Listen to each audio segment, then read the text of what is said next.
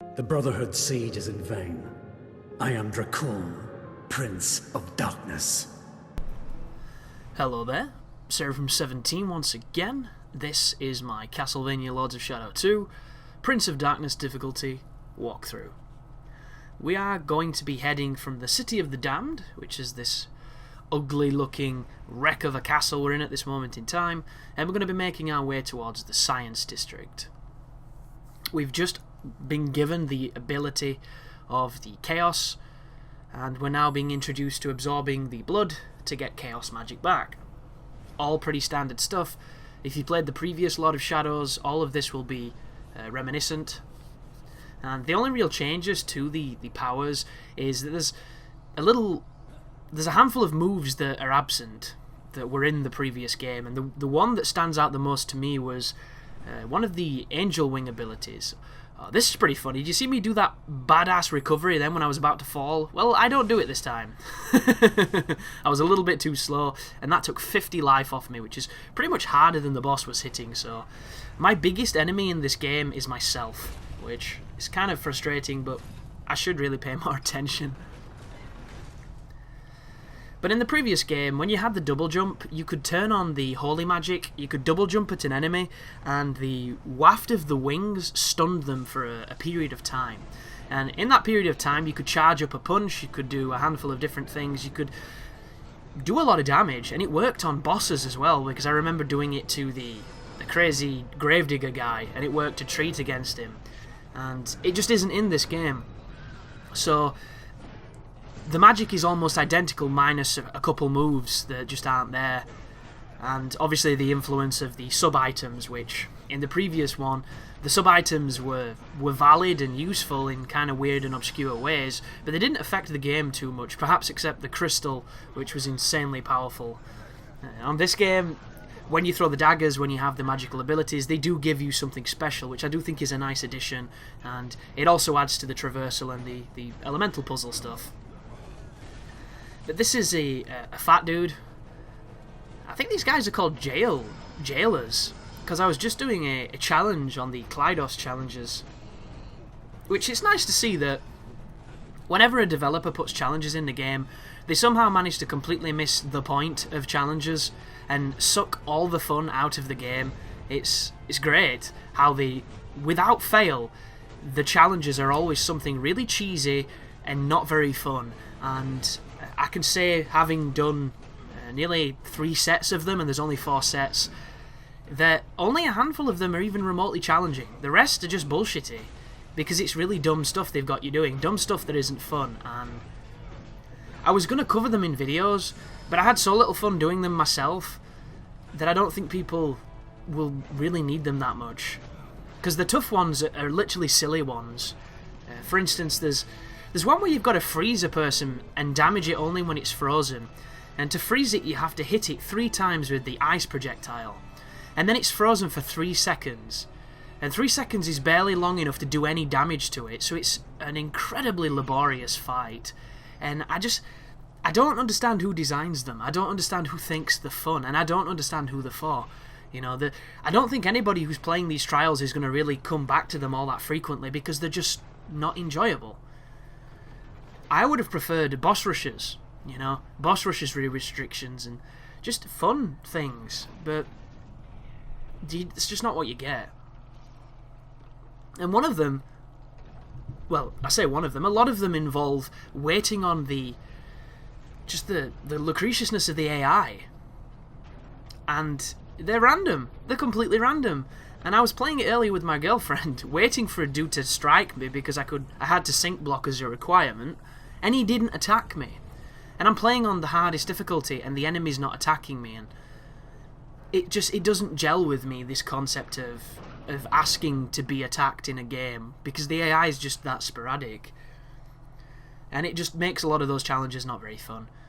But for the most, I didn't come across too many of those issues with the main campaign, and hopefully you won't either. But this is the Chupacabra's shop. I'm not too sure if you've seen this before. He carries quite a lot of stuff. He carries pretty much all the relics and a couple of upgrade materials. He's incredibly expensive though for the upgrade materials early on if you don't have that many. essence points or blood, or I'm not even too sure what the currency is on this game. Experience, skulls, no idea. But you'll also notice that his shop is separated by loading zones, which are these elevators. And I haven't been in elevators as much in a video game since Mass Effect 1, and I have no idea why they did them to hide the loading screens. I think people would have just accepted loading rather than those endless slow walk sections or the elevators, because it just really, really makes what Dracula's doing seem a lot more mundane than it is. Like this is essentially a glorified loading screen, and then the one that follows it is a loading screen. And for some reason, the developers decided to give you control, so if you don't move in this next section, the game will never ever progress. It will never fully load. And it's really weird. But I've trimmed that out so you don't have to see it, because it takes far too long. This is us back in the real world. This is me abusing the statue to get some of my magic back. And we're going to be pushing through downtown towards the Sciences District. So one thing you're going to notice with this game, especially when you're backtracking, is just how badly the game is designed as far as level flow. When you move through the levels the way you do in the campaign, it's not too noticeable. It does its job, it does everything it needs to do. But when you start going backwards, that's when you really see the holes, when you really see the zones that have to be loaded and the doors that have to be flipped. They're on the complete opposite side to the direction you want to go just to open a door. And a lot of it feels like an oversight, like they didn't intentionally want the city to be able to be traversed through backwards, and then that came in later on, because it just doesn't have a flow like games that do this really well do. And a great example of a game would be Darksiders. Darksiders had a good flow to it. It was very Legend of Zelda-like, and it borrowed a lot of things off of other games, just like this one did, and for the most, it was very successful, and I enjoyed it a lot. And good level design can make and break a game. And the most important factor of good level design is that you don't notice that you're being spun around or that you're backtracking. You're not supposed to notice what you're doing. Good example of unfortunate level design is on my Thief guide, if you're watching that. Every so often, to load the next zone, Garrett has to push this piece of timber out of the way, this massive beam, and you do it 10 to 15 times in that game. And you notice that every single time when you go to a different place, you're pushing this beam, and then it becomes a problem, because you're aware of it. And that is not good, because though it's like good editing, it's like good filmmaking.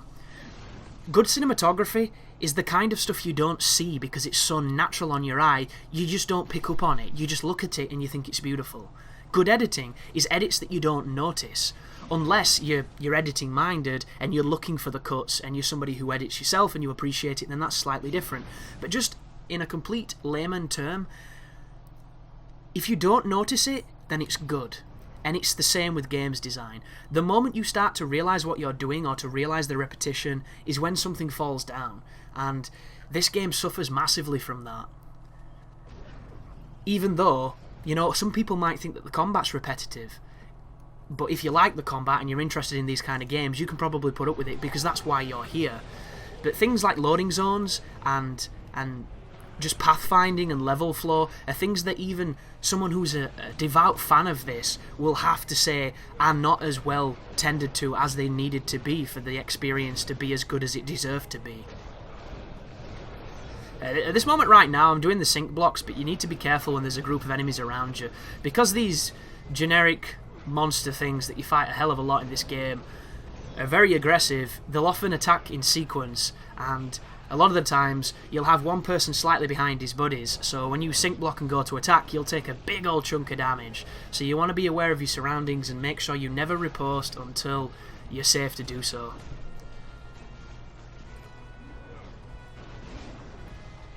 But I've been playing quite a lot of this title, mainly because I'm ahead on the YouTube stuff, which is awesome because it means I can go back and play the games casually.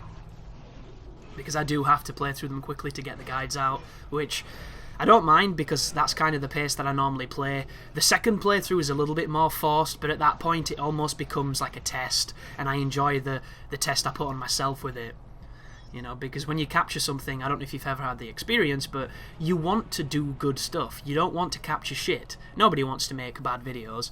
It just sometimes happens. A lot of it is entirely subjective, but when you start recording, there's definitely a part of you that wants to get a nice clean run, and the excitement of getting that and the reward of doing it is probably what makes the second playthroughs, not as tedious as a lot of people think they are. Because you'd be surprised how many people don't even do second playthroughs. They play a game once, they beat it, they do as much as they can in that playthrough, and then they never touch it again. They've conquered it, that's all that needs to be said. Which, is perfectly fine. I just can't imagine ever feeling that way about a game. And it probably stems from the fact that when I grew up, games were a very rare commodity, and I only got 2 a year. And that's probably quite a lot to some people who got less. But to me, I made those games last. I might not have been all that good at them because I wasn't very good when I was younger, and the games themselves might not have even been that good, but you just played them, when you weren't doing whatever else, the other stuff that you did. And nowadays, we're so selective, especially myself. I've got to the point where I'm hypercritical on things. And I don't mind it because I think it's honest, and I think you should critique stuff. I'm a massive fan of just being critical, because I paid a lot of money for this game. I pay a lot of money for the games that I buy, and if there's something in them that I don't think meets the standard as it should, it needs to be said. And nothing is perfect, which is what really frustrates me about the 10 out of 10 reviews that IGN give. And I do understand that there's a lot of money involved and there's a lot of advertising and revenue, but there is no such thing as a 10 out of 10 score, people. It's perfect, and no game is perfect or we wouldn't make them. Once we hit perfection, that's when we stop, that's when we die, because our objective is complete. We've solved the riddle. Ooh, this is interesting, and I've not mentioned it. Or I might have mentioned it, and I want to mention it again because it's atrocious. So this game utilises a do not skip enemies policy of giving the enemies this ridiculously accurate, incredibly fast, always knock you on your ass projectile. And they can do it at a distance. And it stuns Gabriel 100% of the time. For the most, it can be blocked unless it's a gun. For some reason, the guns can't be blocked. The only way you can block the guns is by probably using that technique I keep mentioning and teasing. And it's incredibly frustrating, because you're being punished for being savvy, which is a shame. And it just makes me think of an incredibly bitter level designer who's really upset that he spent hours programming the scripting for this fight and you completely tried to skip it, so instead he's being evil. But you might notice that I'm getting knocked around a bit by these enemies, and they're not doing too much damage. The Prince of Darkness difficulty is not that hard. Somebody left a comment on one of the earlier videos saying the game can't be too hard if you've already made a guide for it.